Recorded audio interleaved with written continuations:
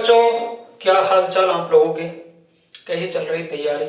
तो देखो आज अपन अपना लास्ट टॉपिक है परमाणु एवं अणु, और उसमें अपन बात करेंगे परमाणु की संरचना की। किसकी बात करेंगे? परमाणु की संरचना की। आज अपना जो केमिस्ट्री का सिलेबस है वो कंप्लीट हो जाएगा आपका, तो आप पूरी वीडियो को देख लें रीड वालियों को। इनमें से आपको 8 से 10 क्वेश्चन देखने को मिलने वाले हैं। 20 क्वेश्चन आएंगे तो कम से कम 8 क्वेश्चन केमिस्ट्री के आने वाले हैं, या 7 भी रह सकते हैं, लेकिन 7 क्वेश्चन में से एक भी क्वेश्चन आपको इन क्लासेस से बाहर नहीं जाएगा, ये मेरी गारंटी है। क्योंकि ये जो सारी क्लासें हैं ये सारी एनसीईआरटी बेस हैं आपकी। कोई भी क्लासें कहीं से भी जो रंगीन बुक हैं उनसे नहीं ली गई हैं, सारी एनसीईआरटी बेस हैं। जो एनसीईआरटी में लिखा हुआ है उसी को अपन ने रीड किया है। बस बशर्ते आप इन वीडियो को देख लें शांतिपूर्वक, तो आप एक भी क्वेश्चन कभी भी गलत नहीं कर पाओगे और कॉन्सेप्ट आपके सारे क्लियर हो जाएंगे। आई बात समझ में? तो देखो आज की बात करेंगे अपन परमाणु एवं अणु। और तो समझिएगा कि जो अणु होता है, सबसे पहले मैं बात करता हूं अणु की। तो अणु को बोलते हैं मॉलिक्यूल। क्या बोलते हैं? मॉलिक्यूल। जब परमाणु आपस में मिलते हैं तो मॉलिक्यूल का निर्माण करते हैं। तो देखो जो लेकिन मॉलिक्यूल होते क्या है बताओ? तो मॉलिक्यूल होते हैं जिनका प्रकृति में अस्तित्व होता है, वो मॉलिक्यूल है। जैसे नाइट्रोजन के यदि 2 परमाणु आपस में मिलेंगे तो N2 बनाएंगे, तो N2 एक मॉलिक्यूल हो गया। लेकिन जैसे यौगिक भी आपस में मॉलिक्यूल का निर्माण करते हैं, जैसे CO2, तो CO2 एक मॉलिक्यूल है, अर्थात एक अणु है। तो आपको समझना है कि जो मॉलिक्यूल होते हैं ये तत्वों के भी होते हैं और यौगिकों के भी होते हैं। इनका आपको जो यौगिक है और तत्व हैं इन सभी के मॉलिक्यूल बनते हैं। तो मॉलिक्यूल में अपन क्या करते हैं? संगठन लेते हैं परमाणुओं का। क्या लेते हैं? संगठन। तो अणु में आपको बस इतना ही पूछा जाता है, इसका अणुभार कितना है, इसका मोलर मास कितना है, इसका फॉर्मूला क्या बनेगा, ये सारी बातें अपन अणु में करते हैं। तो ये सारी बातें मैं कर चुका हूं पहले आपके सामने, पिछले वीडियो में आप देख लें। तो मैंने अणुभार निकालना भी सिखाया है आपको, मोल कॉन्सेप्ट में रासायनिक सूत्र लिखना भी सिखाया है, सारे काम किए हैं अणु के बारे में। तो आपको बस यही समझना है, प्रकृति में जिनका अस्तित्व होता है वो अणु कहलाते हैं। तत्व आपस में मिलकर के मॉलिक्यूल का निर्माण करते हैं और कंपाउंड भी आपस में मिलकर के मॉलिक्यूल का निर्माण करते हैं। ये बात अपने को समझ में आनी चाहिए। अब मैं बात करता हूं परमाणु की।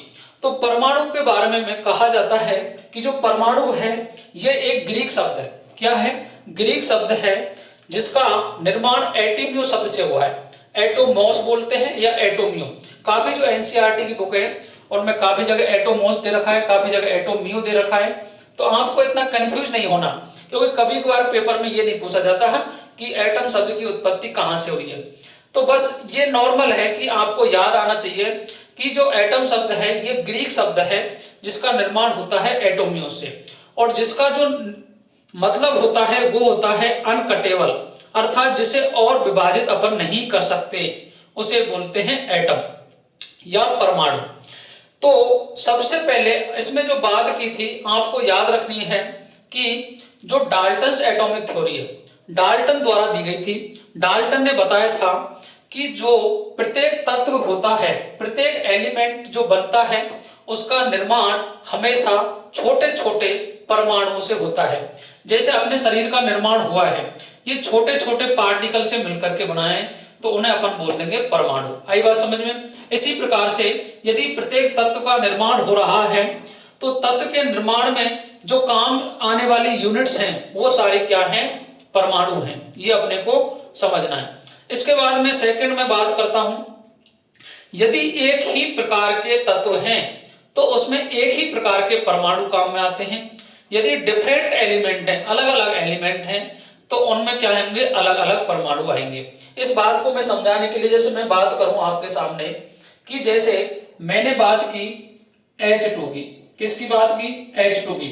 तो इसमें H और H परमाणु है, तो ये एक ही प्रकार के परमाणु हो गए। यदि मैं बात करूं NO2 की, तो देखो एक तो नाइट्रोजन परमाणु है इसमें और 2 ऑक्सीजन परमाणु है। आई बात समझ में? तो यदि एक ही तत्व का निर्माण हो रहा है तो उसमें एक ही प्रकार के परमाणु उपस्थित होते हैं, अलग अलग होते हैं तो उनमें अलग अलग परमाणु उपस्थित होते हैं। तीसरा कहता है कि जब परमाणु आपस में जुड़ते हैं तो ये एक निश्चित अनुपात में जुड़ते हैं। ऐसा नहीं है कि नाइट्रोजन के साथ में 4 ऑक्सीजन को जोड़ दोगे, इसके साथ में संयोजन होता है तो 2 ऑक्सीजन का ही होता है, तो इसलिए इनको बोलते हैं स्थिर अनुपात का नियम। तो ये हमेशा स्थिर अनुपात के नियम का भी पालन करते हैं। चौथा रूल है इनका कि किसी भी अभिक्रिया में कभी भी ना तो कोई नए एलिमेंट का फॉर्मेशन होता है ना कोई पुराना एलिमेंट टूटता है, अर्थात इनमें रीअरेंजमेंट होता है। जैसे मैं बात करूं कि आपको यदि कोई रिएक्शन दी H2 + I2 इन कन्वर्ट HI, तो देखो हाइड्रोजन यहां भी 2 हैं, आयोडीन यहां भी 2 हैं, और यहां भी हाइड्रोजन आयोडीन कितने हैं, 2 हैं। तो ये इस तरीके से हाइड्रोजन हो गया, इस तरीके से आयोडीन हो गया, इस तरीके से हाइड्रोजन हो गया, इस तरीके से आयोडीन हो गया। अर्थात इसमें देखो यहाँ हाइड्रोजन हाइड्रोजन परमाणु थे, बोलो थे या नहीं थे, यहाँ आयोडीन आयोडीन परमाणु थे, इन्होंने आपस में रीअरेंजमेंट किया और इस तरीके से क्या बना दिया, मॉलिक्यूल का निर्माण कर दिया।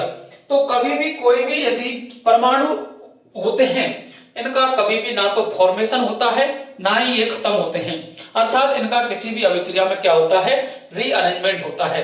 ये बोलती है डाल्टन एटॉमिक थ्योरी। आई बात समझ में? यहां से आपको बस इतना याद रखना है कि परमाणु अविभाज्य कण है जिसको आगे विभाजित नहीं कर सकते। लेकिन कभी कभार सबसे पहले डाल्टन ने ये थ्योरी दी थी, इसलिए डाल्टन के नाम पे रखी गई। लेकिन इसका ड्रॉबैक था कि जो सब एटॉमिक पार्टिकल थे उनका निर्माण हो गया, उस निर्माण के कारण जो डाल्टन एटॉमिक थ्योरी थी ये क्या हो गई, खत्म हो गई। क्योंकि सब एटॉमिक पार्टिकल में जैसे मैं बात करूं, अगर आपको पूछे कि इसकी कमी क्या थी, तो सब एटॉमिक पार्टिकल की डिस्कवरी हो गई, पार्टिकल की डिस्कवरी। अर्थात जैसे इलेक्ट्रॉन आ गया, प्रोटॉन आ गया, न्यूट्रॉन की खोज आ गई, ये क्या है, सब एटॉमिक पार्टिकल हैं। तो ये थ्योरी क्या हो गई, डिस्कार्ड हो गई। इनको इसने बोला था परमाणु सबसे छोटा है, लेकिन परमाणु के अंदर तो इलेक्ट्रॉन भी है, प्रोटॉन भी है और न्यूट्रॉन भी है, तो ये थ्योरी क्या हो गई, डिस्कार्ड हो गई। इसके बाद में आगे बात चली कि यदि परमाणु एक ही प्रकार के हैं तो आगे आगे क्यों अलग तरीके से, तो आइसोटॉप्स का भी क्या हो गया था, फॉर्मेशन। तो आइसोटॉप को बोलते हैं समस्थानिक, समस्थानिकों की खोज, समस्थानिकों की खोज के कारण भी ये थ्योरी क्या हो गई, डिस्कार्ड हो गई। आई बात समझ में? ये आपको इतना याद नहीं रखना है, काम की बातें हैं, यहां से स्टार्ट करने वाला हूं। इतना बस आपको थ्योरी पता होना चाहिए कि परमाणु होते क्या है। ठीक है, अब मैं बात करता हूं सबसे पहले इलेक्ट्रॉन की। किसकी बात करूंगा, इलेक्ट्रॉन की। इलेक्ट्रॉन पर अपन चार्ज देखेंगे, उसके बाद में उसका मास देखेंगे, उसके बाद में उसका E/m रेशो देखेंगे। सबसे पहले मैं बात करता हूं इलेक्ट्रॉन की।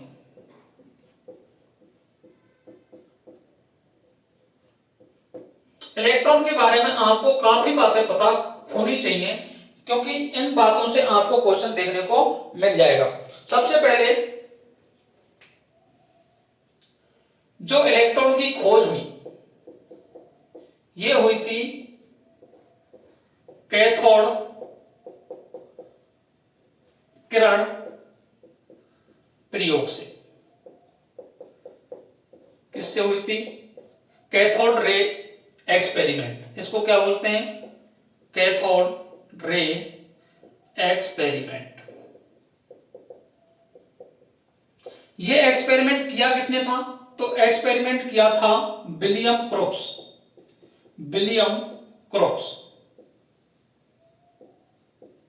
विलियम क्रोक्स नामक साइंटिस्ट ने यह क्या किया था, एक्सपेरिमेंट किया था। इसने यूज ली थी डिस्चार्ज ट्यूब। कैसी ली थी, डिस्चार्ज, डिस्चार्ज, डिस्चार्ज ट्यूब में ये एक्सपेरिमेंट किया गया था। इसके बाद में जो इलेक्ट्रॉन है ये नाम दिया गया था स्टोनी द्वारा। किस नाम दिया, किसके द्वारा दिया गया था, स्टोनी नाम का साइंटिस्ट था, उसने इलेक्ट्रॉन का क्या किया था, नाम किया था। इसकी जो खोज की गई थी, खोज की थी वो की थी जे थॉमसन ने, जे थॉमसन। देखो इलेक्ट्रॉन को बोला था नेगेट्रॉन, क्या बोला, नेगेट्रॉन, लेकिन नाम बदल के नाम इसका रख दिया था इलेक्ट्रॉन। ये अपने को याद रखना है। सबसे पहले आपको पूछेगा कि इलेक्ट्रॉन की डिस्कवरी किसमें की गई थी, तो कैथोड रे एक्सपेरिमेंट किया गया, उसमें इसकी खोज हुई थी। ये जो एक्सपेरिमेंट किया था ये किया था विलियम क्रोक्स ने। किसने किया था, विलियम क्रोक्स ने। इलेक्ट्रॉन की खोज का जो श्रेय जाता है ये जे थॉमसन को जाता है। इलेक्ट्रॉन का जो नाम दिया था ये स्टोनी नाम के साइंटिस्ट ने दिया था। नेक्स्ट में बात करता हूं इलेक्ट्रॉन पर आवेश कितना होता है। इलेक्ट्रॉन का आवेश, तो आवेश होता है -1.6 इंटू 10⁻⁻19 कूलाम, और कूलाम को डिनोट करते हैं सी से। आई बात समझ में। यदि मैं बात करूं इलेक्ट्रॉन का द्रव्यमान 9.1 इंटू 10⁻31 kg, यदि मेरे को इसको ग्राम में चेंज करना है तो 9.1 इंटू 10⁻3 कम कर दो, इसमें से 3 कम करोगे तो कितना आ रहा है बताओ, 28 आ रहा है क्या, 28 ग्राम। और ग्राम को डिनोट करते हैं जी से। कैसे डिनोट करते हैं, जी से। इसके बाद मैं बात करता हूं स्पेसिफिक चार्ज। स्पेसिफिक चार्ज को बोलते हैं विशेष आवेश। विशेष आवेश, विशेष आवेश बोलो या विशिष्ट आवेश बोल दो, विशिष्ट आवेश। विशिष्ट आवेश को बोलते हैं E/m रेशियो। इसको बोलते हैं specific charge, specific charge.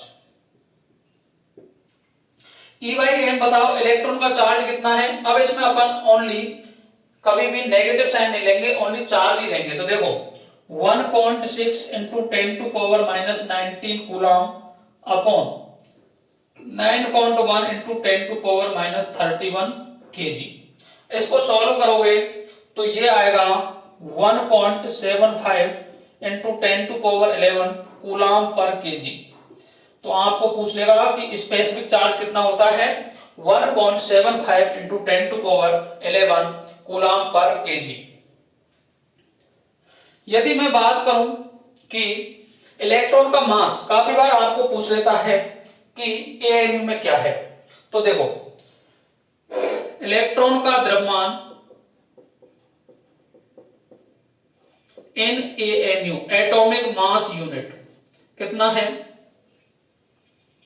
0.0054 AMU, ठीक है। और 1 एएमयू बराबर होता है 1.67 इंटू 10⁻⁻27 kg। यदि इसको और बोल सकता हूं तो 1.67 इंटू 10⁻⁻24 ग्राम। ये 1 एएमयू की वैल्यू होती है। इसके बाद में इलेक्ट्रॉन का जो द्रव्यमान है अलग अलग तरीके से आपको पूछा जाता है। इलेक्ट्रॉन का जो द्रव्यमान है ये 1/1837 एएमयू होता है। तीनों तरीके से आपको ग्राम में पूछे तो 9.1 इंटू 10⁻28 ग्राम, केजी में पूछे तो 9.1 इंटू 10⁻31 केजी, एएमयू में पूछे तो 0.0054 या 55 एएमयू। यदि आपको इलेक्ट्रॉन का द्रव्यमान एएमयू में दूसरा डाटा दे तो 1/1837। आई बात समझ में। इसके बाद में जो इसका E/m रेशियो है, E/m अनुपात है, यह है कैथोड ट्यूब में, कैथोड नली में उपस्थित पदार्थ पर निर्भर नहीं करता है, पदार्थ पर निर्भर नहीं करता है। आई बात समझ में। किसी को कोई परेशानी समस्या हो तो बताओ, इतना आप इसको लिख लीजिएगा।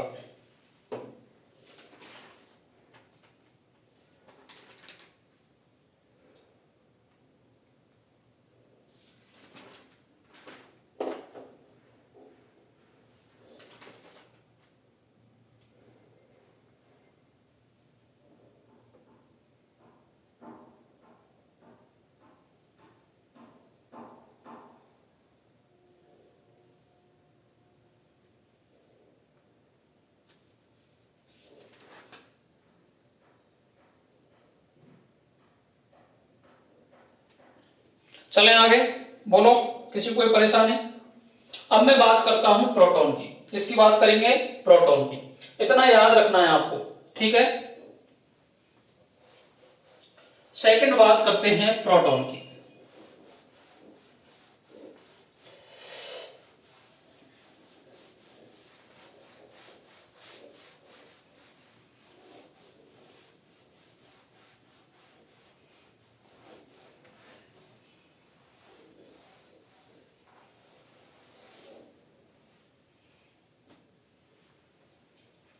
सेकंड है प्रोटॉन। प्रोटॉन की जो खोज की गई थी, ये की गई थी एनोड किरण प्रयोग द्वारा, और ये किया था गोल्डस्टीन द्वारा। गोल्डस्टीन द्वारा किया गया था। प्रोटॉन की खोज का जो श्रेय जाता है, ये जाता है रदरफोर्ड को। रदरफोर्ड को। किसको जाता है? रदरफोर्ड को। बात करते हैं इलेक्ट्रॉन का, प्रोटॉन का आवेश। प्रोटॉन का आवेश कितना होता है? तो प्रोटॉन का आवेश होता है इलेक्ट्रॉन के बराबर, लेकिन प्लस में होता है 1.6 into 10 to power minus 19 coulomb. Proton का द्रव्यमान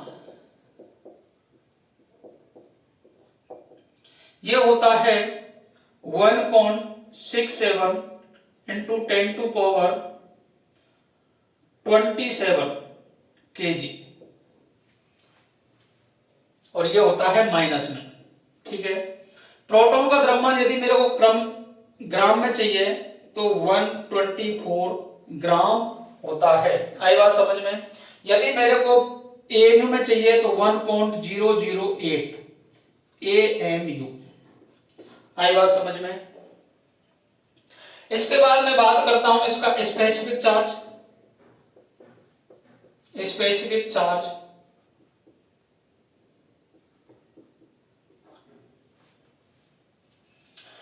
स्पेसिफिक चार्ज का मतलब होता है E बाई एम रेशियो। तो E कितना है इसका? 1.6 into 10 to power minus 19 coulomb upon 1.67 into 10 to power minus 27 kg। आई बात समझ में?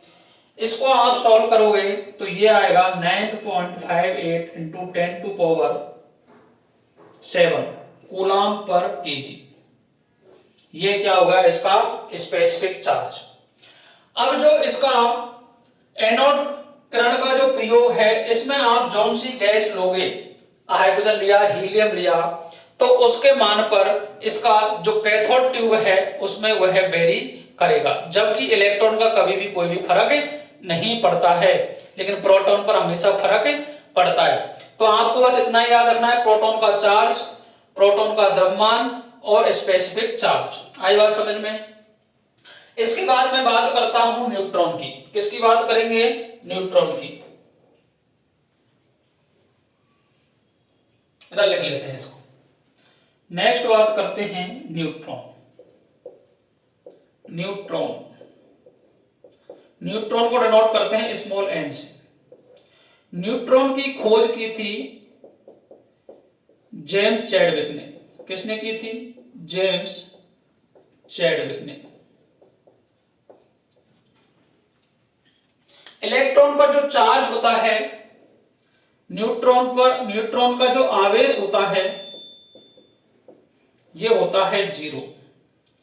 न्यूट्रॉन का द्रव्यमान होता है, ये होता है प्रोटॉन के बराबर ही होता है। कितना होता है बताओ?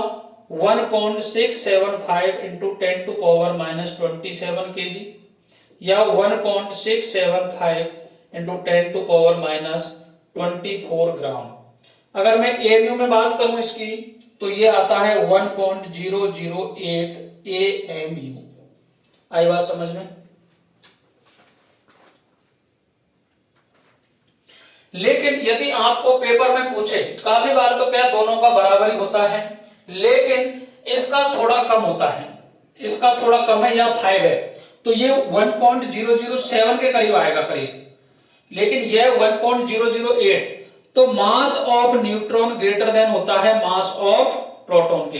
लेकिन अगर पेपर में आपको यूज करना है तो दोनों क्या होते हैं, बराबर होते हैं। यदि मैं बात करूं स्पेसिफिक चार्ज की, किसकी बात करूं, स्पेसिफिक चार्ज, और स्पेसिफिक चार्ज का मतलब होता है E/m रेशियो। तो ई कितना है इसका, 0, और m कितना है बोलो, 1.675 इंटू 10⁻⁻27 kg। 0 में भाग दोगे तो कितना आएगा, 0। तो E/m कितना आ गया इसका, 0। इस तरीके से आपको इलेक्ट्रॉन, प्रोटॉन, न्यूट्रॉन के चार्ज पता होना चाहिए, और इनके क्या पता होनी चाहिए, द्रव्यमान पता होना चाहिए, और खोज पता होनी चाहिए। अब यदि आपको याद नहीं है, कि काफी बार ऐसा होता है पेपर में पूछता है कि किसने किसकी खोज की, तो बच्चे क्या कंफ्यूज हो जाते हैं। उसको समझने के लिए अपन एक ट्रिक की बात करेंगे, जिससे आपको आसानी पूर्वक ये बातें समझ में आ जाएंगी। तो समझिएगा ट्रिक, ईंट पर नाच, ईंट पर नाच। ई का मतलब है इलेक्ट्रॉन, टे का मतलब है थॉमसन। आई बात समझ में, ईंट पर नाच, ई का मतलब इलेक्ट्रॉन, टे का मतलब थॉमसन, पे का मतलब है प्रोटॉन, और रे का मतलब है रदरफोर्ड, रदरफोर्ड। एन का मतलब है न्यूट्रॉन, और चे का मतलब है चैडविक। चैडविक में कौन सा, जेम्स चैडविक। आई ट्रिक समझ में। इस तरीके से आप इलेक्ट्रॉन, प्रोटॉन और न्यूट्रॉन की बात कर सकते हो। आई बात समझ में, किसी को कोई परेशानी, समस्या हो तो बताओ। इसके बाद मैं बात करता हूं अल्फा पार्टिकल की। किसकी बात करेंगे, अल्फा पार्टिकल की।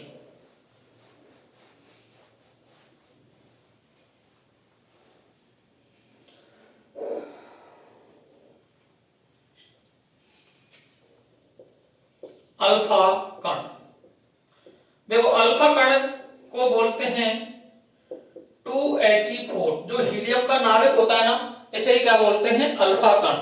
तो यदि मैं इसमें बात करूं प्रोटॉन कितने बताओ, तो प्रोटॉन इसमें 2 हैं। इलेक्ट्रॉन कितने इसमें, इलेक्ट्रॉन भी 2 हैं। यदि मैं बात करूं द्रव्यमान, तो द्रव्यमान कितना है इसका, तो द्रव्यमान संख्या ए कितनी है, 4।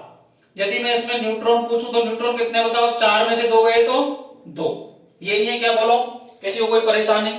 अब मैं बात करूं यदि प्रोटॉन, तो प्रोटॉन 2 हैं, न्यूट्रॉन भी 2 हैं, इलेक्ट्रॉन भी 2 हैं। तो अब मैं इसकी बात करता हूं कि इस पर आवेश क्या है, आवेश। तो आवेश 2 इंटू 1.6 इंटू 10⁻⁻19 कूलम। यदि मैं इसके द्रव्यमान की बात करूं, तो द्रव्यमान में कितनी यूनिट है, 4 यूनिट है। तो 4 इंटू, अब द्रव्यमान किसका लेंगे बताओ, प्रोटॉन का द्रव्यमान लेंगे, क्योंकि प्रोटॉन और न्यूट्रॉन ही तो होते हैं, प्रोटॉन और न्यूट्रॉन ही तो होते हैं द्रव्यमान संख्या, इलेक्ट्रॉन थोड़ी होता है उसमें। तो इसलिए प्रोटॉन का लेंगे 1.67 इंटू 10⁻27 kg। यदि ग्राम में पूछे तो 4 इंटू 1.67 इंटू 10⁻24 ग्राम। आई बात समझ में, किसी को कोई परेशानी। यदि मैं बात करूं E/m रेशियो की, तो E कितना है बोलो, 2 into 1.6 into 10⁻⁻19 coulomb. 2 into 4 into 1.67 into 10⁻⁻27 kg, और ये कूलम। इसको सॉल्व करोगे तो ये आएगा 4.79 इंटू 10⁻7 कूलम पर केजी। आई बात समझ में, किसी को कोई परेशानी, समस्या हो तो बताओ।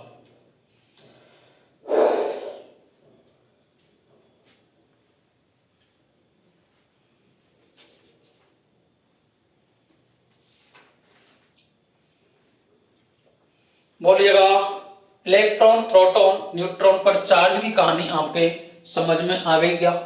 बोलो, किसी को कोई परेशानी, समस्या हो तो बता सकते हो। अब मैं बात करूंगा एटॉमिक मॉडल की। किसकी बात करेंगे? परमाणुीय मॉडल।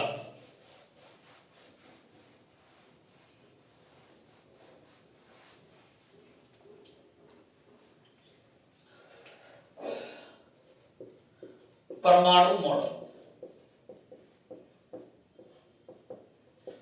पहला है थॉमसन मॉडल। थॉमसन ने बताया था कि परमाणु एक धनावेशित क्या है, गोला है। क्या है जी? धनावेशित गोला है। पूरे में क्या है? धनावेश है।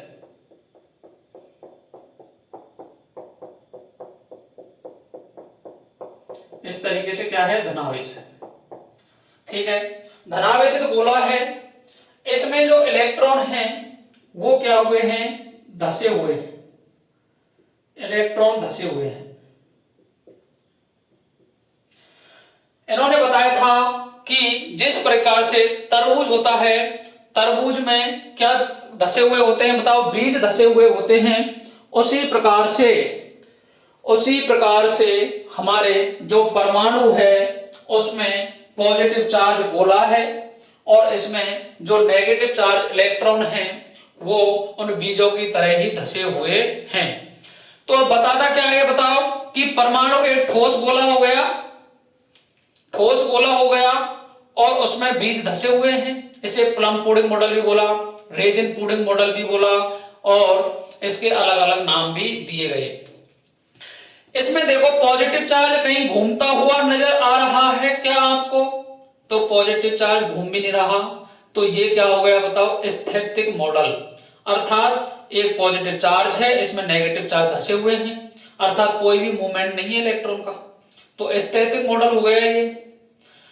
तो ये आगे चल करके क्या हो गया? डिस्कार्ड हो गया। बस आपको इतना याद रखना है इसमें कि इसके नाम क्या क्या थे, प्लम पुडिंग, रेजिन पुडिंग और ये किस चीज को बताता है? ये एक स्थैतिक मॉडल है जिसमें पॉजिटिव चार्ज का गोला है, नेगेटिव चार्ज उसमें धसा हुआ है। इतना याद रखना है। आगे बात करते हैं रदरफोर्ड की। किसकी बात करते हैं? रदरफोर्ड की। सेकंड आया था रदरफोर्ड। ठीक है,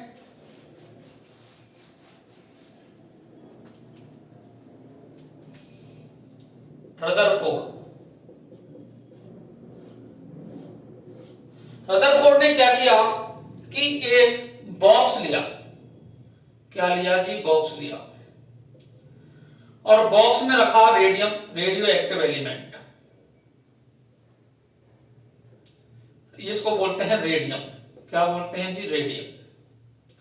इसने आगे एक हीलियम का क्या लिया? रेडियो एक्टिव एलिमेंट क्या होते हैं? जो एनर्जी को अपन चारों ओर दिशाओं में क्या करते हैं? फैलाते हैं, उन्हें बोलते हैं रेडियो एक्टिव एलिमेंट। इसमें इन्होंने अल्फा पार्टिकल की बम्बार्डमेंट कराई। किसकी कराई? Alpha particle. अल्फा पार्टिकल में क्या लिया बताओ? अल्फा कण। अल्फा कण में इसने लिया हीलियम 4+2, अर्थात द्विआयनित हीलियम आयन लिया इन्होंने। ये याद रखना है आपको, द्विआयनित हीलियम आयन लिया, उसकी बम्बार्डमेंट कराई। एक इसने स्लिट लगा लिया। क्या कर लगा ली? स्लिट, जहां से ये सीधे यहां से निकले। इसके बाद में यहां आगे चल के इन्होंने एक पन्नी लगाई, सोने की पन्नी लगाई। क्योंकि पन्नी इसलिए लगाई ताकि इसमें क्या हो? सोना होता है, इसमें पतली परत के रूप में इसको अपन बना सकते हैं। तो एक सोने की पन्नी ली इसने, सोने की पन्नी। ठीक है, इसको कवर कर दिया इसने जिंक ZnS की स्क्रीन लगा दी। इन्होंने जब अल्फा पार्टिकल की बम्बार्डमेंट कराई इस पे, तो इन्होंने देखा कि जो मैक्सिमम पार्टिकल थे वो सीधे स्ट्राइक हो रहे थे, इस पे सीधे टकरा रहे थे इनसे, इस तरीके से। कुछ पार्टिकल थीटा कोण से क्या हुए? विचलित हुए, तो थीटा कोण से विचलित भी हो गए। कुछ पार्टिकल 20,000 में से एक पार्टिकल जैसे गया तो वो वापस आ गया। वापस आ गया तो इन्होंने ऑब्जर्वेशन कर रहे थे, उस टाइम पता किया कि अल्फा पार्टिकल की बम्बार्डमेंट की। बम्बार्डमेंट में इन्होंने क्या किया कि सोने की पतली परत ली थी, वहां से बम्बार्डमेंट की, तो कुछ पार्टिकल तो सीधे निकल गए। जैसे मैं यहां से कुछ फेंक हुए तो ये सीधा निकल जाता है। कुछ पार्टिकल थीटा कोण से विचलित हो गए। कुछ पार्टिकल क्या हुए कि 20,000, 9th की एनसीईआरटी में दे रखा है 5,000, 11th की एनसीईआरटी में दे रखा है 20,000। तो 20,000 में से एक पार्टिकल 180 डिग्री के कोण पर वापस आ गया। इससे पता चला कि सेंटर में कुछ पॉजिटिव चार्ज वाला कुछ ना कुछ तो रखा हुआ है, जिससे प्रतिकर्षण के बाद में इलेक्ट्रॉन क्या आ गया, वापस आ गया। अब देखो रदरफोर्ड के मॉडल से बस एक ही कहानी समझ में आई कि सेंटर में कुछ ना कुछ तो प्रेजेंट है, जिसके कारण सारे विचलन हो रहे हैं। तो उससे खोज हुई थी नाभिक की। किसकी खोज हुई थी? नाभिक की। याद क्या करना है? रदरफोर्ड मॉडल से किसकी खोज हुई थी? नाभिक की। अब देखो मैं समझा दूं आपको। इस तरीके से क्या किया, ये यहां अल्फा पार्टिकल की बम्बार्डमेंट की उन्होंने 2He4+2 की, ये याद रखना है +2, ये बम्बार्डमेंट की। तो देखो कुछ पार्टिकल यहां से क्या हुआ कि जैसे गए और ये सीधे निकल गए, ठीक है। कुछ पार्टिकल थीटा कोण से विचलित हो गए, एक पार्टिकल गया और ये क्या हुआ 180 डिग्री पर क्या गया, वापस आ गया, जिससे किसकी खोज हुई? नाभिक की खोज हुई। अब देखो यदि आपको पूछे कि जो नाभिक की त्रिज्या है या नाभिक का व्यास है, नाभिक का व्यास 10 टू पावर -15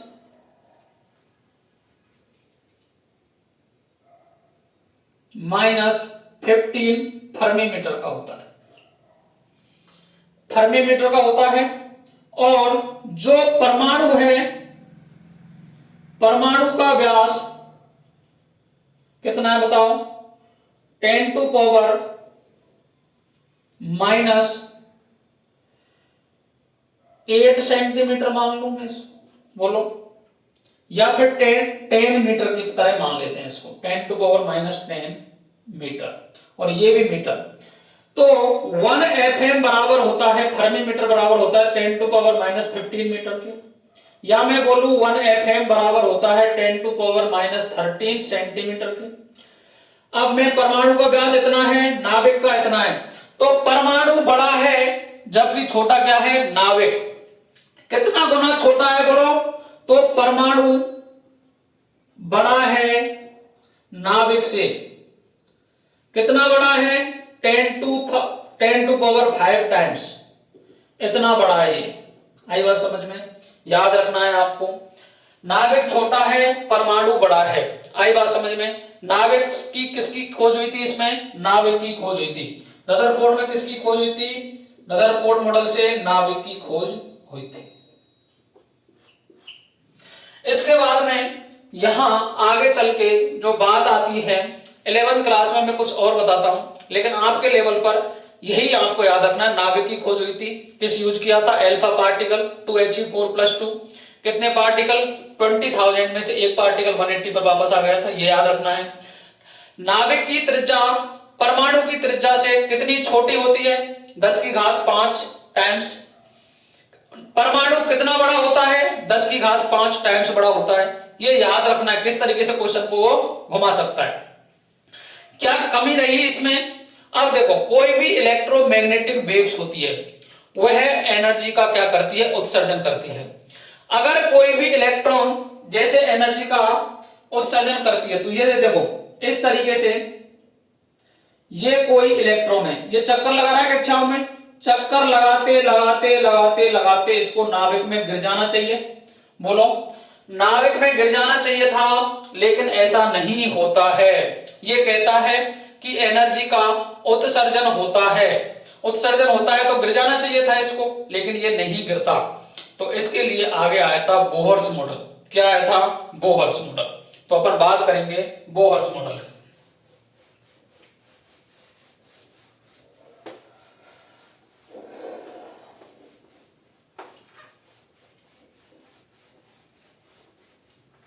किसकी बात करेंगे?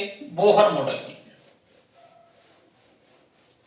बोहर मॉडल ने बताया था कि जो इलेक्ट्रॉन होता है ऐसा नहीं है कि यह हर किसी कक्षा में चक्कर लगाता है।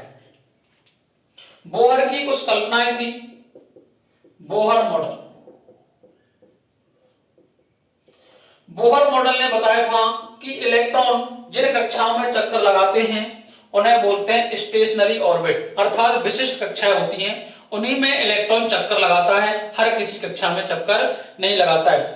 जिन कक्षाओं में चक्कर लगाता है उसका कोणीय संवेग का मान बराबर होता है NH/2π के, इसे बोलते हैं कोणीय संवेग। कोणीय संवेग आई बात समझ में? ये किसके बराबर होता है? NH/2π के। यहां m बराबर है द्रव्यमान, द्रव्यमान किसका? इलेक्ट्रॉन का। v है वेग, r है त्रिज्या, n है कक्षाओं की संख्या, कक्षाओं की संख्या, h है प्लांक नियतांक, प्लांक नियतांक, और पाई तो आप जानते हो जिसका मान क्या होता है? 3.14। आई बात समझ में? केवल उन्हीं कक्षाओं में इलेक्ट्रॉन चक्कर लगाता है जिनके कोणीय संवेग का मान NH/2π का क्या हो? पूर्ण गुणज होता है। इलेक्ट्रॉन उन्हीं कक्षाओं में क्या करता है जी? चक्कर लगाता है। आई बात समझ में? इसके बाद में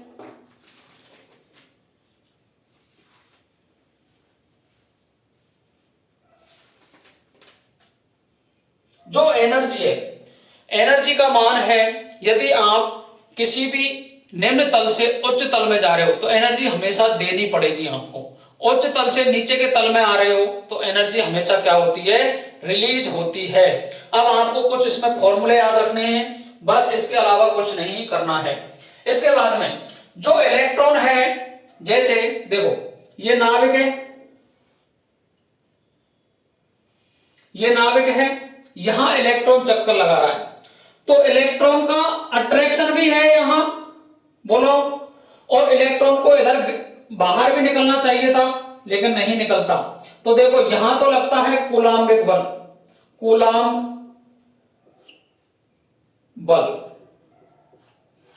के Q1 Q2/r², ठीक है।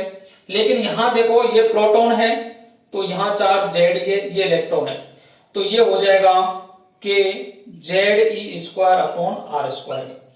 अब देखो यहां इसको बाहर निकल जाना, ये गिर जाना चाहिए था यहां, लेकिन गिरता नहीं है, इस पर बाहर काम करता है अपकेंद्रीय बल।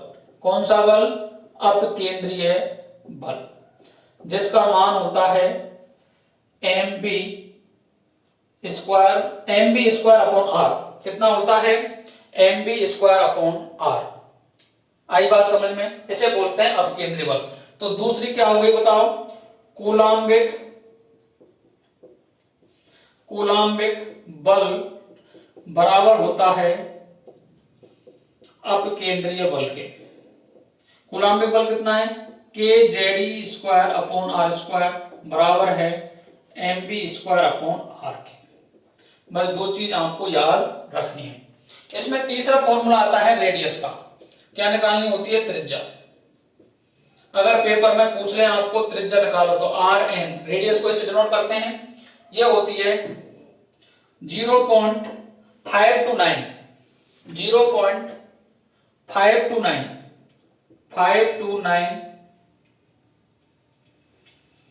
n²/z। ये फॉर्मूला आपको याद होना चाहिए। n है कक्षाओं की संख्या, कक्षाओं की संख्या, z है परमाणु क्रमांक, परमाणु क्रमांक। याद रख लेना, जो बोहर मॉडल है ये हाइड्रोजन पर, हीलियम प्लस पर, लिथियम +2 पर, अर्थात हाइड्रोजन लायक जितनी भी स्पीशीज होती हैं उन पर ही लागू होता है, इसके अलावा किसी पर लागू नहीं होता है। दूसरा है वेग फाइंड करना है आपको, वेग। तो Bn बराबर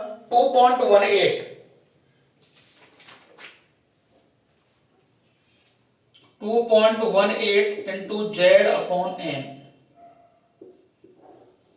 ये होती है मीटर पर सेकंड, और ये आती है एंगस्ट्रॉम में। किस में आती है? एंगस्ट्रॉम में।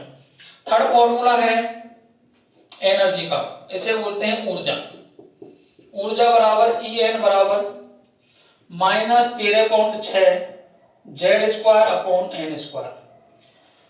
Z square upon N square. जेड का मतलब परमाणु क्रमांक का स्क्वायर, एन स्क्वायर का मतलब कक्षों की संख्या का। यह आती है उसमें इलेक्ट्रॉन वोल्ट में, इलेक्ट्रॉन वोल्ट पर एटम। आई बात समझ में? ये आपको याद रखनी है, वेरी वेरी इंपॉर्टेंट है एनर्जी का फॉर्मूला। आई बात समझ में? किसी को कोई परेशानी? अब मैं बात करता हूं कि जो एनर्जी के लेवल्स होते हैं उनमें अपन एनर्जी कैसे निकालते हैं।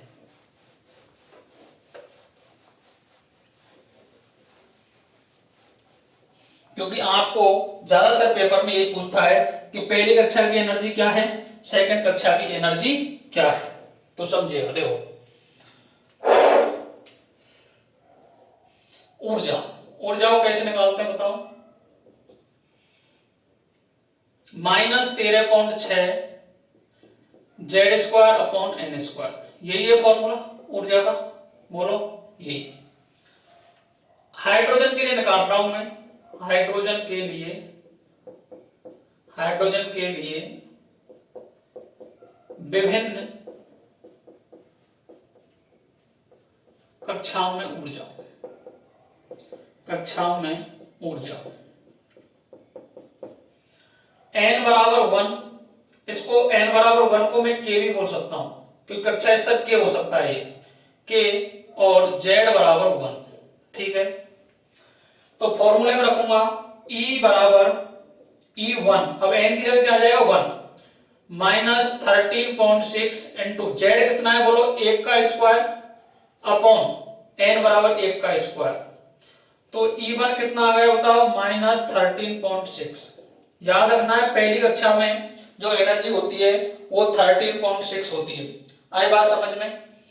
उसके बाद मैं बात करता हूं n बराबर 2, इसको बोल सकते हैं एल स्तर, कक्षा स्तर क्या है एल, और जेड बराबर तो 1 ही है। E2 बराबर -13.6 इंटू 1 का स्क्वायर अपॉन 2 का स्क्वायर, तो -13.6 इंटू 1/4, दो भाग कितना आ रहा है बताओ, -3.4 इलेक्ट्रॉन वोल्ट। ये भी इलेक्ट्रॉन वोल्ट में ही चल रहा है, इलेक्ट्रॉन वोल्ट पर एटम। आई बात समझ में? यदि मैं E3 की बात करता हूं बोलो, तो E3 के लिए क्या करेंगे बताओ, n बराबर 3 और n बराबर 3 के एल m स्तर हो सकता है। ठीक है, E3 बराबर -13.6 इंटू 1 का स्क्वायर अपॉन 3 का स्क्वायर, तो -13.6 इंटू 1/9 कितना आ रहा है बताओ, -1.5 इलेक्ट्रॉन वोल्ट पर एटम। ठीक है, इसके बाद में E4 की बात करूं मैं, E4 में n बराबर 4 और स्तर कौन सा हो गया, n स्तर। E4 की बात करूंगा -13.6 Z square upon N square, -13.6 1 का स्क्वायर अपॉन 4 का स्क्वायर, -13.6 इंटू 1/16 कितना आ रहा है बताओ, 0.085 माइनस के 0.85 इलेक्ट्रॉन वोल्ट। इस तरीके से आप एनर्जी फाइंड कर सकते हो। यदि मैं बात करूं इनफाइनाइट की, तो -13.6 इंटू 1 का स्क्वायर अपॉन इनफाइनाइट का स्क्वायर, तो यहां आ जाएगी 0। कितनी आएगी, 0। इनफाइनाइट पे एनर्जी कितनी होती है, 0 इलेक्ट्रॉन वोल्ट होती है। किसी को कोई परेशानी समस्या हो तो बताओ। आपको एनर्जी ही पूछता है कि इस कक्षक में एनर्जी कितनी है, इसमें एनर्जी कितनी है, वो आपको बतानी होती है। अब देखिएगा नेक्स्ट, यदि आपको पूछे एनर्जी का अंतर, ऊर्जा अंतराल, ऊर्जा अंतराल E2 माइनस E1 पूछे, या E3 माइनस E2 पूछे, E4 माइनस E3 पूछे, या E5 माइनस E4 पूछे, तो एनर्जी का जो लेवल होता है वो नीचे से ऊपर जाओगे तो कम होता हुआ जाएगा। ये नीचा है, ये ऊपर है, क्योंकि एनर्जी के लेवल देखो, एक बार बता देता हूं आपको एनर्जी के लेवल, जैसे देखो ये ये यहां n बराबर 1 है, ये n बराबर 2 है, n बराबर 3 है, n बराबर 4 है, और यहां मान लो n बराबर इन्फिनिटी है। ठीक है, इसमें एनर्जी का लेवल E1 है, ये E2 है, ये E3 है, ये E4 है, ये E इन्फिनिटी है। मैंने आपको एनर्जी बताई थी कि यहां कितनी है बताओ, -13.6, यहां -3.4, यहां -1.51, यही है क्या? देखो 1.5 आ गई। E4 पे कितनी है बोलो, E4 पे कितनी है? -0.85, और E इन्फिनिटी पे कितनी है? 0 एनर्जी लेवल।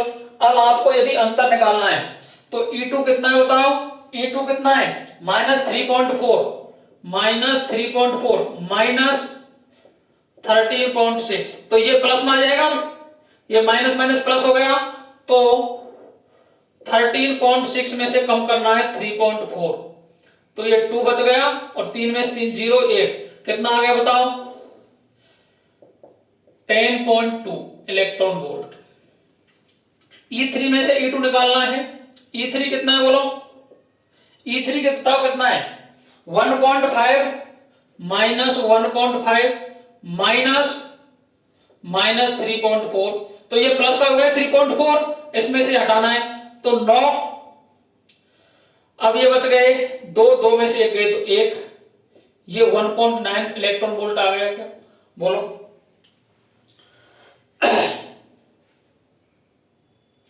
देखो 3.4 में से 1.5 करना है, 14 में से 5 गए तो 9, ये 2 1 1.9, तो इलेक्ट्रॉन देखो एनर्जी का स्तर नीचे से यहां गए तो बड़ा, ऊपर जाने पर ये गैप और छोटा हो गया, ये और छोटा, ये और छोटा। E4 में से ये करोगे, E4 कितना है बोलो?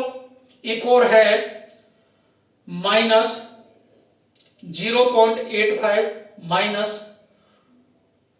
-1.5 माइनस, तो 1.5 -0.85, तो 1.50 में से 85 कम करो, ये 5 बचे, ये 14 में से 8 गए तो कितने बचे? 9 10 11 12 13 14 6, तो 0.65 आ गया कि 0.65, तो एनर्जी लेवल और कम हो गया, गैप कम हुआ गया। अब E5 में से ये, तो इस तरीके से और निकालते जाओ तो एनर्जी लेवल क्या होते जाएंगे? कम होते जाएंगे। नीचे का एनर्जी ज्यादा है और ऊपर का कम होता चला जाता है। इस तरीके से आपको एनर्जी का फॉर्मूला बोर मॉडल में पूछा जाता है। यही आपके सिलेबस में दे रखा है। अपन ना प्लान की बात करेंगे, ना हाइजेनबर्ग बात करेंगे, ना क्वांटम संख्या की बात करेंगे, जितना पेपर में पूछा जाएगा उसकी ही बात करेंगे। अब मैं आपको एनर्जी स्तर भी लिखा देता हूं एक बार, ठीक है?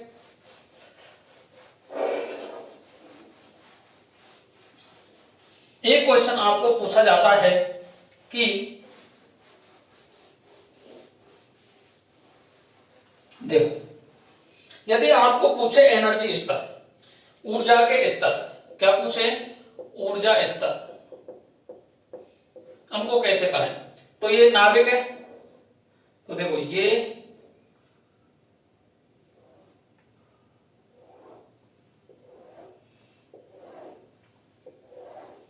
ये एनर्जी के स्तर में बता देता हूं आपको। तो देखो ये है K, ये है L, ये है M, ये है N, ये है O, ये है P। ये बता देता हूं, N बराबर 1 2 3 4 5 6।